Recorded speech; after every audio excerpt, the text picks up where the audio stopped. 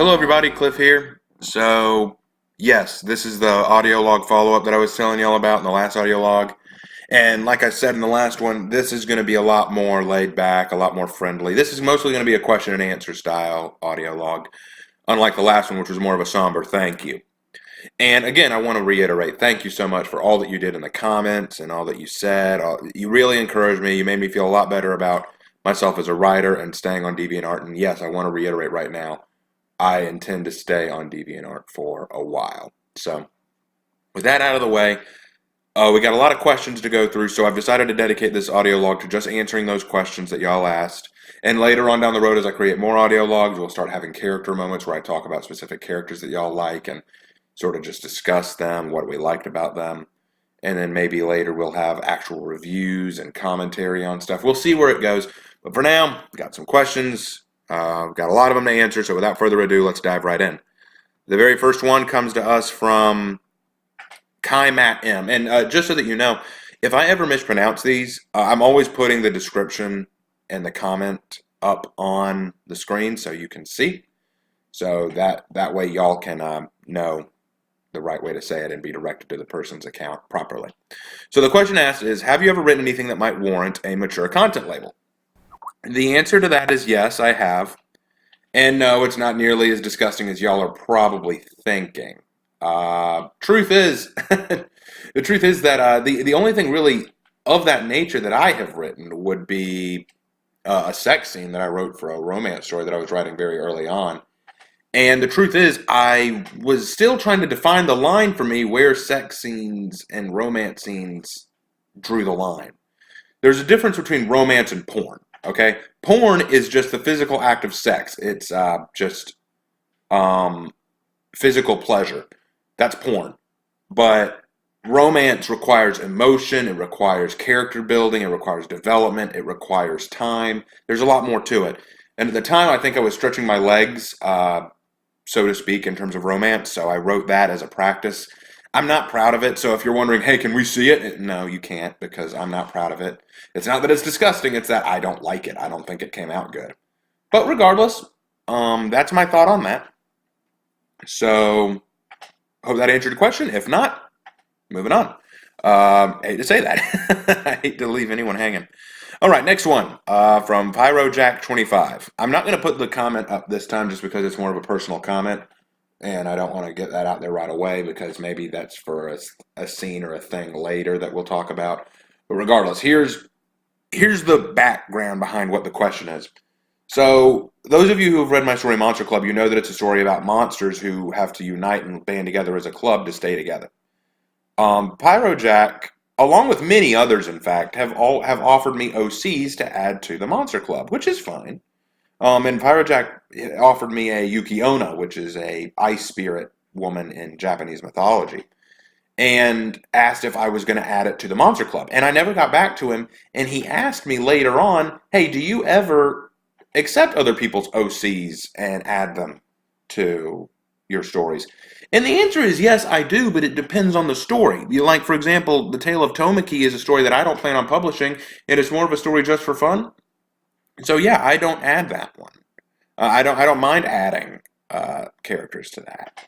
But for Monster Club, my biggest problem with Monster Club, honestly, was always that Monster Club always got spread thin by characters. I had too many characters, so it was hard to keep track of all of them. Because of that, I decided that it was best not to add any more characters for the time being. And I'm sorry for not getting back to you sooner.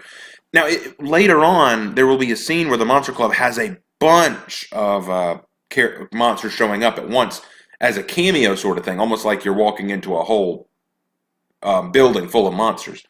And when that happens, yes, I don't mind having cameo appearances. That I don't mind. So if you have any of those, yes, I can do that. But as in adding more characters to the story, as in regular occurring characters with their own personalities and backstories, no, we're not doing that again for a while. So, I'm sorry I didn't get back to you. That was on me, and I hate to be the bearer of bad news, but there it is. So, on to the next question. Next one comes to us from Soisha, or Soixia. I probably mispronounced that. Again, comments on the screen, so if I got it wrong, just say so. You've mentioned books that inspired you. How about movies, shows, etc. that did the same? Okay, so this is going to be a long answer here, and I'm going to try my best to shorten it down.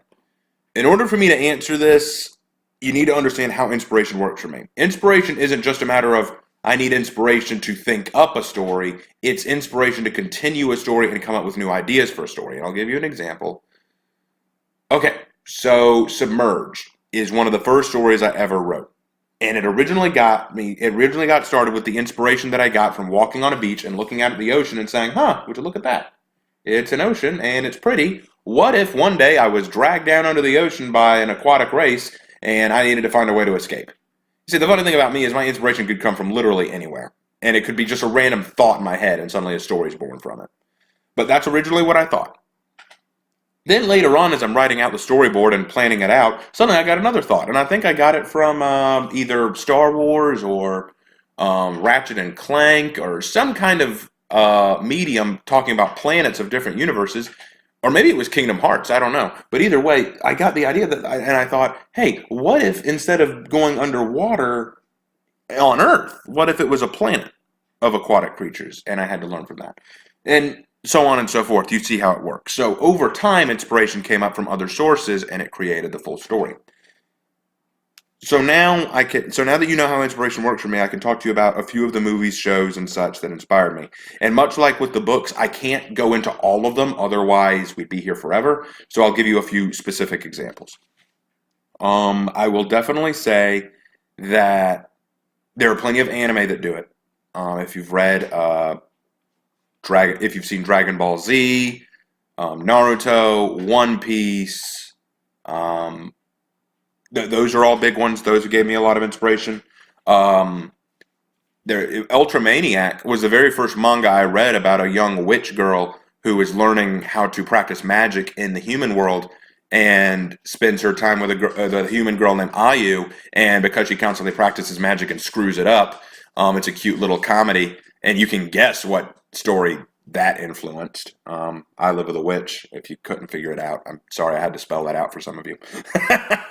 And none of you are stupid. I'm making a joke. Anyway, a lot of people actually asked if Monster Club was influenced by such stories for such manga as Monster Musume or from the TV show Monster High.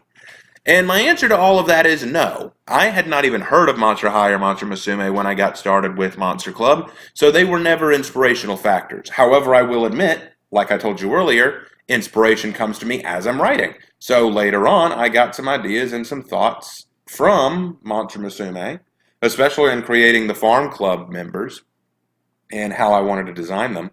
And I still think it's very eerie how much Rhaenyra from Monster Musume and Sarah from Monster Club look similar. It's scary. And I swear to you, I had never heard of Rhaenyra before I created Sarah. So maybe the creator stole from me. I don't know. It's anyone's guess. But no, in truth, if you really want to know where I got the idea for Monster Club, the truth is it was Monster. It was, oh God, what was it? I'm trying to remember the title. Oh yeah, Scooby-Doo and the Ghoul School. And I know that sounds really weird, but yeah, it was a Scooby-Doo movie where Shaggy, Scooby, and Scrappy-Doo go to this school for girls, but all the girls are the daughters of famous movie monsters. And they're as bizarre and strange as you would guess, but that whole comedy of having a human interact with these young monsters, it was hilarious to me, and that was what gave me the original idea. Now, to be fair, the original concept came from Mika, who said that she wanted to write a story about a vampire family, but I was against that idea. I said that was too common and a bit too cliche to work on. Instead, I'd rather try it with a bunch of monsters, and then the Ghoul School came into play, and then later on, other ideas came into play, like Van Helsing or Helsing Ultimate. And then later on came Monster Musume, and then all this other stuff. So yes, it was Scooby-Doo and the Ghoul School. Yeah, as weird as that is. So that's one. A lot of people like to ask where Metamorphosis and Raised Again came from. What influenced me for those TF stories, right? Again, I want to stress TF is not my bread and butter. I think it's creative, but I don't want to make it my passion. So no, I don't really know what influenced them per se. I'm willing to bet it was probably Ranma 1/2 to some degree, or maybe it was the Sword and the Stone, that Disney movie. Yeah, Disney has been a huge influence on me, definitely. Pick a Disney movie, it has had some kind of influence on my work. And finally, I want to stress this part too. As much as movies and TV shows and stuff influence me, music is the biggest influence I could ever have. Whenever I'm writing something, there is always music in the background. There is always some kind of band or song playing. There's always music every time, I can guarantee you. In fact, if my brother ever comes home from work and hears music, he usually knows I'm probably writing. So, yeah, that's the story. That's what it is. It's music. And if you want to know what kind of music, it depends on the scene. Music influences the scenes I write. If it's an action fighting scene, you can bet there's going to be Skillet or Sabaton or some kind of band that plays hardcore rock and roll. If it's a sad emotional scene, you can bet it's going to be a piano ballad, which gets my heart going, or a violin piece from Lindsey Sterling. If it's a happy piece, it might be some country or techno dance or something along those lines. Music, depending on the rhythm, theme, and message of it, can influence me. But recently, particularly with the story I'm planning and working on, which, again, no spoilers yet, but it's going to be awesome, I've been listening to a lot of Sabaton. And if you haven't listened to Sabaton, I will now play you a small piece of Sabaton music.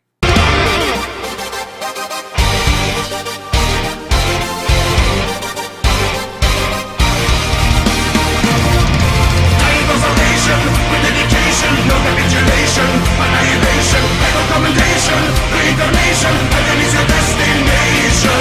Giant preservation, with dedication, no capitulation, annihilation, recommendation, reincarnation, heaven is your destination. In the name of God. For the grace, for the might of our Lord, for the home of the holy, for the faith, for the way of the sword, give their lives so boldly. For the grace, for the might of the Lord, in the name of His glory. For the faith, for the way of the sword, come and tell the story. Give the light so boldly, come and tell the straight star story again.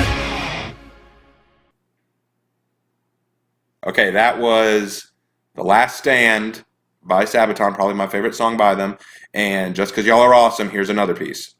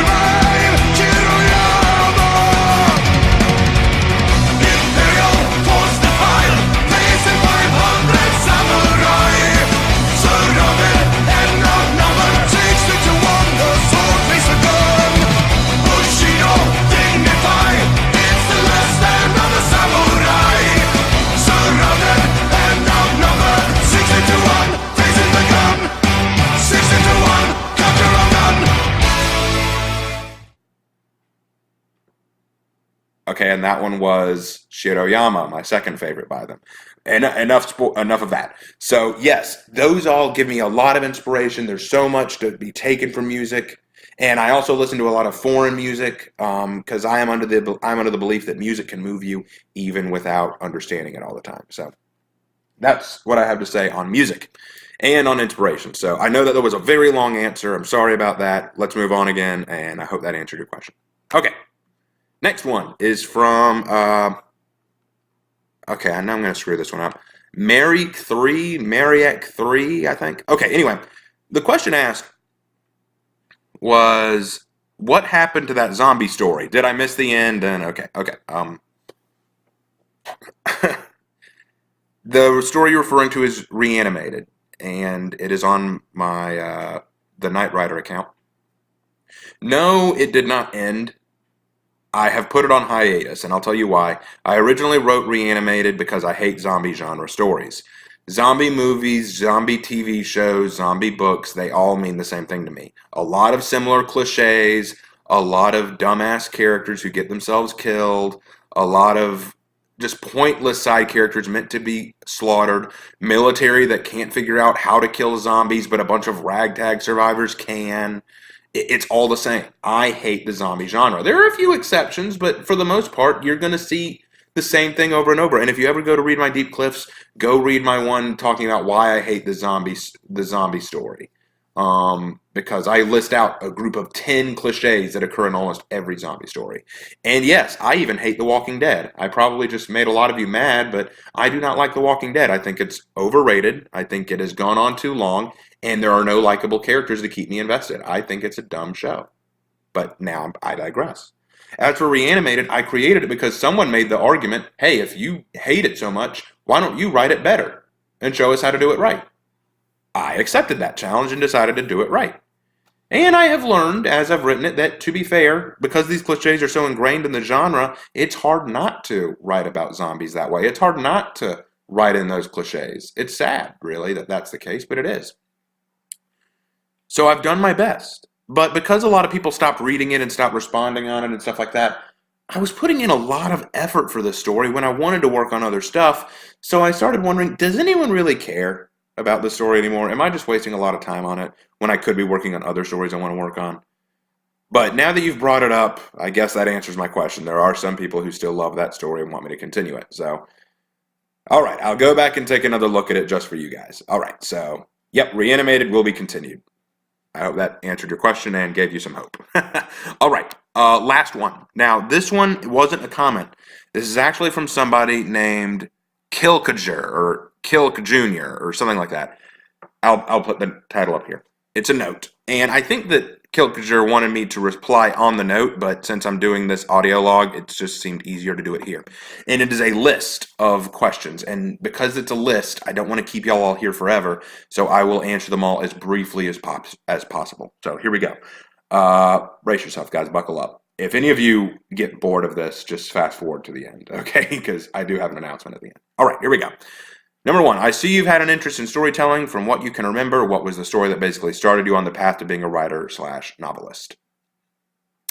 The first story that got me started was, I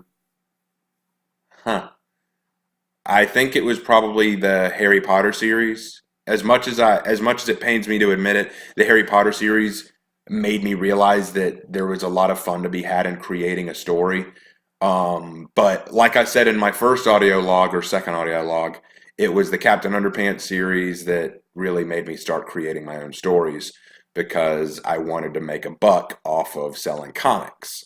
And then later I switched from comics to writing my own stories. So yeah, that would answer the question. Number two, writing is obviously one of your passions. Did you always enjoy it? No, I did not. There were times where I absolutely hated writing. It drove me crazy because I would sit there staring at my computer for hours at a time with no inspiration and no ideas coming to my head, and I would just think, is this really what I want to do with my life? And then I'd rage quit for a while until someone told me, Cliff, snap out of it. So, yeah, there were times where I hated it, but for the most part, I'm glad that I stuck with it. Number three, if becoming an author is what you desire, why would you want to pursue a career in that field? I feel like this is an interview for a job. I want to become a writer because I love to tell stories. It's hardly about the money. I can get money working at my job, or when I become a teacher, I can get money that way. Or there are other ways to make money, sure, but I'm not sure I would make writing my career. If I could make my career writing, that'd be awesome. But I do it because I love to write and tell stories. That's why I do it. It's not just for a matter of, oh, I want to make money off of it or anything like that. It's my dad used to say, if you do what you love, you'll never work a day in your life. Well, there you go. I want to do what I love. Number four, what do you love the most about writing, be it the stories or otherwise? Creating characters. Honestly, I love creating a new character and giving them life. That's so much fun. Number five, out of all the subjects to write stories about, what was it about the transformation genre that fascinated you? Transformation, I think, is a genre and quirk of storytelling that I think can lead to a lot of amazing potential possibilities. It can be used for comedy, for drama, for messages, for morals. You see it throughout Greek mythology, you see it throughout Norse mythology, you see it as old as time itself. Transformation has always been a thing in the mind of humans. And for me, I always just saw such potential to do more than just fetish crap with it. And I hate how people do turn it into just fetish crap. That bothers me because you could do more with it, and I want to do more with it, which is why I got interested, because I wanted to see what I could make out of the genre. That's essentially what it is. I think it was just a simple matter of I wanted to see what I could make. All right, number 6. What have been some of your favorite books to read? I kind of answered that in my second audio log, so I'll direct you to that. But if you want to know any others, the Bible is one. Definitely, I know that's cliche, but I love reading it. The Warded Man is good. I definitely like that one. Lord of the Rings series is good. The Narnia Chronicles is good. Just naming off a few here. The original Night Angel trilogy is actually really good. I liked that one. Pick a book by James Patterson. I love his Alex Cross series. That's really good too. I love that. Yeah, those are the ones that I'd say to start with. I definitely like all those. All right, moving on. If you had the chance to meet a famous author, alive or dead, mind you, who would it be and why? I will not answer that for the sole reason that I can't pick one. There are so many authors I'd love to sit down and have a talk with. I don't want to make a list, but there are plenty of them out there. I love, gosh. Yeah, I'm not going to answer that one. It's too hard to pick. I feel like if I pick one, I'm discrediting another. Anyway, moving on. Number 8, what was or is the inspiration behind these TF stories? I kind of answered that before, but I will tell you this. What was the inspiration?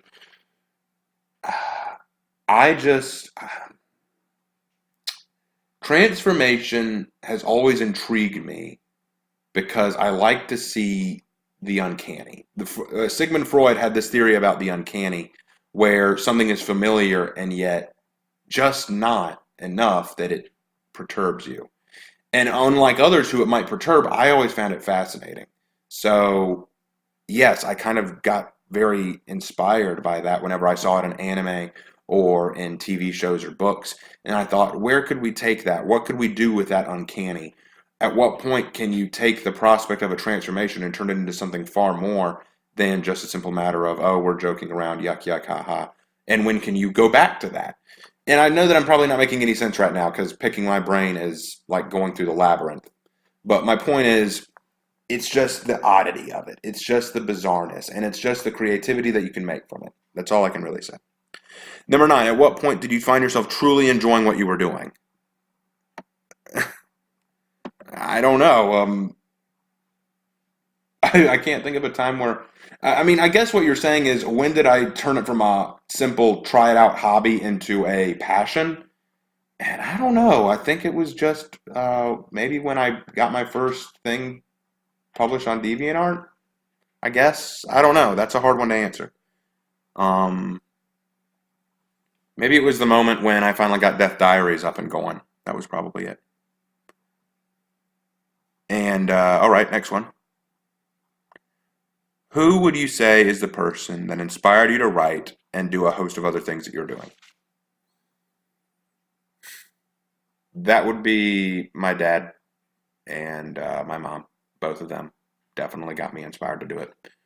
As well as my pastor, Dr. Carney, who inspired me to pursue these kind of goals, to be creative and not be ashamed of it. Yeah, that's my answer to that.